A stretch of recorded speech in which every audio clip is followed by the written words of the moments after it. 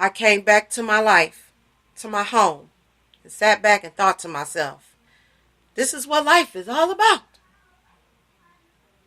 I was on a snowball effect high of massive changes. It was the most intense feeling that seemed to go on endlessly, and the changes that just seemed to keep on unfolding in my life naturally, organically. I dropped out of a program at school I wasn't really committed to, with the intention of going to culinary college after a year off. I faced the world for the first time, trading in my signature sunglasses for an eye patch. After hiding a facial difference I sustained from a car accident almost a decade ago, I returned to my yoga practice, focused on my health and fertility, and dropped 30 pounds. Last year was amazing, and it just seemed to keep getting better. I landed an amazing job at a company I was dying to work for during my year off before returning to school. I met amazing people and seemed to attract great new friends into my life. I traveled more for personal development courses and seminars and soaked up the amazing atmosphere that is unique to Tony Robbins events. Around Christmas time, I began to sense a shift in myself and tried to brush it off. It wasn't much. It's just that it was no longer effortless to be happy, and I began to feel a little forced at times. Some challenges at work arose, and I was beginning to think that there was something wrong with me. After months and months of work that flowed easily, I began to realize that the wheels of my life weren't moving all too smoothly anymore. At that point, I started to retreat. I had huge goals, big dreams on the horizon for the year, and it scared the crap out of me when things weren't progressing. I began to take on a passenger mentality in my life, making excuses for my inactions and myself. When things got worse in any area, it was a huge blow to my self-esteem, and I let it break me down. Midwinter, I entered what I considered to be a winter season of life. I got fired from the job that I loved, despite what I thought were my best attempts. I stopped going to the gym because my fitness goals were tied to my identity at work. I stopped practicing yoga for fear of running into ex-coworkers and even began to dislike practicing at all. I felt so ashamed to be in a place in my life where I had failed after being so happy and wanting so many amazing things to come to my life. I let that sense of failure eat away at my spirit, and I became defeated in the worst possible way. I didn't want to listen to anyone or anything. I became annoyed with my friends who were going places in life. I was annoyed with myself, especially for believing in hogwash and thinking that changing your life actually lasts. The truth is, I was waiting. I was waiting for something to come and shake me, wake me up out of that funky state. I was waiting for life to knock on my doorstep and say, "Here, I've delivered your answers. Ta-da! Easy way out." I was waiting for things to stop being so difficult, for things to ease up on my plate, for things to miraculously get better, because it felt like a lot was happening to me. I put the weight back on. I avoided friends. I didn't do anything really. I worked part-time, but whenever I wasn't working, I was sure to draw any real thoughts on mindless television. I stopped writing. I avoided creating my daily gratitude list because they would inevitably become hateful rants. The memories of the year before and all of those amazing accomplishments seemed like someone else's. After much reflection and finally taking ownership, I am happy to say I'm standing on higher ground today. It wasn't easy to snap out of it. In fact, I made sure it was hard.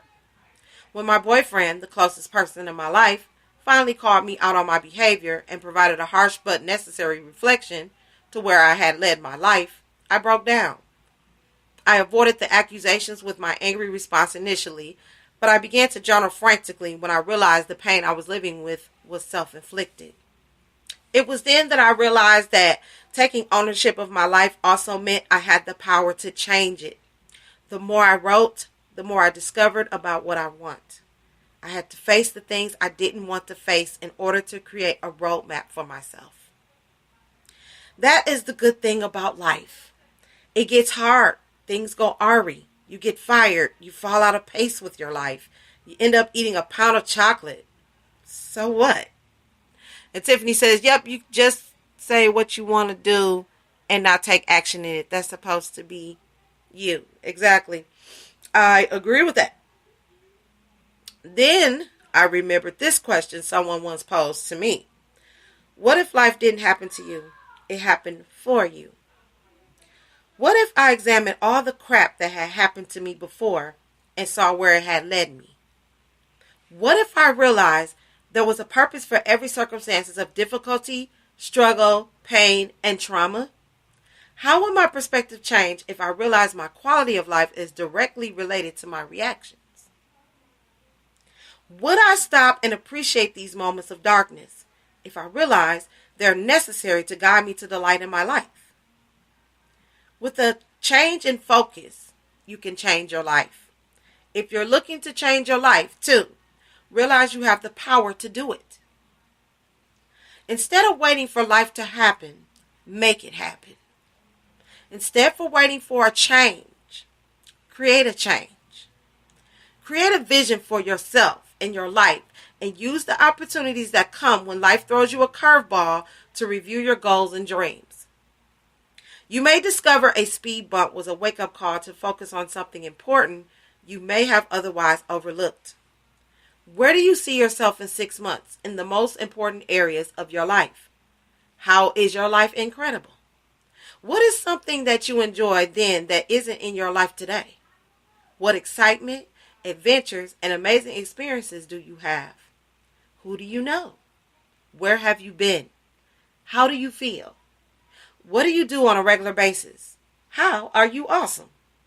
Now draw it into 3 months. What has happened and needs to happen 3 months from now to get to your vision? Be specific. Are you trying something new? Have you changed your daily habits? What do you fill your time with? What is it like to be this awesome you 3 months from now? And Tiffany says, see, you said my name again, LOL. Oh. Okay. No plan tomorrow. My apologies, hon. Repeat daily. Plan your time because time flies. But the good news is you're the pilot of your life. Stop waiting for life to happen to you and take ownership for leading your life. You have led your life to amazing places already, and there is no stopping where you can go from here. So that is our EDU on our lives.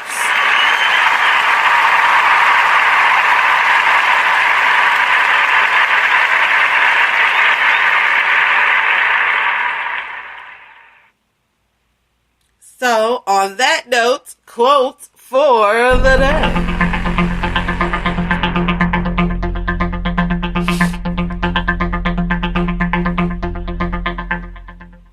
I love that article. You know, it really made you think about some things in terms of how you're thinking about the excuses you make that may or may not be stopping you from doing the things that you really want to do. That's fulfilling. You know that's what you're supposed to be doing.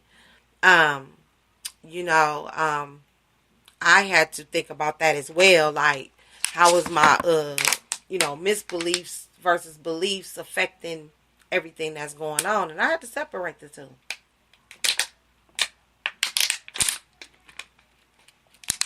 It's imperative that we put our priorities in place and not tiptoe around it, own it, say the truth to yourself and say, hey, I need to readjust some things in life because I'm not satisfied with the results that I'm seeing. So, on that note, Orrin Woodward at Orrin Woodward says, success is not as easy as winners make it look, but it's not as hard as losers make it sound either. Hashtag TLYAW. Hashtag #1,000,000 hashtag financial freedom. Mark Page says, thanks to President Trump's comments on Haiti and my policy of hiding posts with profanity, I am hiding a great many posts. That was cute. Orrin Woodward says, anything worth doing is worth doing poorly until you learn how to do it well. Phew, got through that one. Thank you.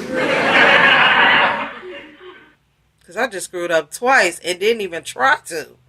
Bob Bird says, when you can master your own emotions and help others to work effectively within theirs, your level of influence will be sky high. Hashtag leadership. Hashtag people skills. Orrin Wilbur says, if you sit back and spend too much time feeling good about what you did in the past, you're going to come up short next time. Bill Belichick. Interesting name. And Mark Page says, only a man who knows what it's like to be defeated can reach down to the bottom of his soul and come up with the extra ounce of power it takes to win when the match is even. Muhammad Ali. And that is our quote for the day.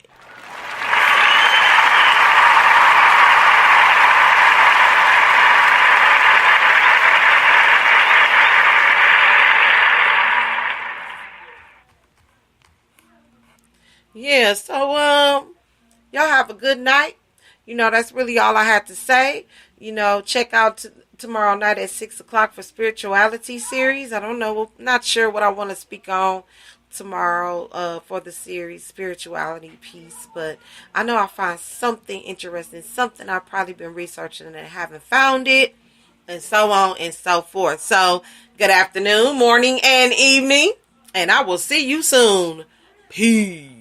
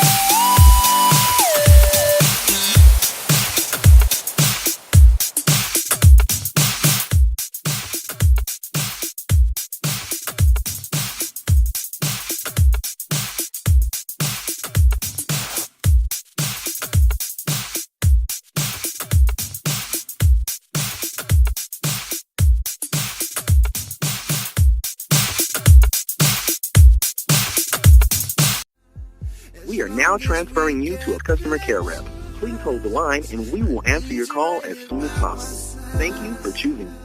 By the way, to ensure you're getting great service, your call may be recorded or monitored.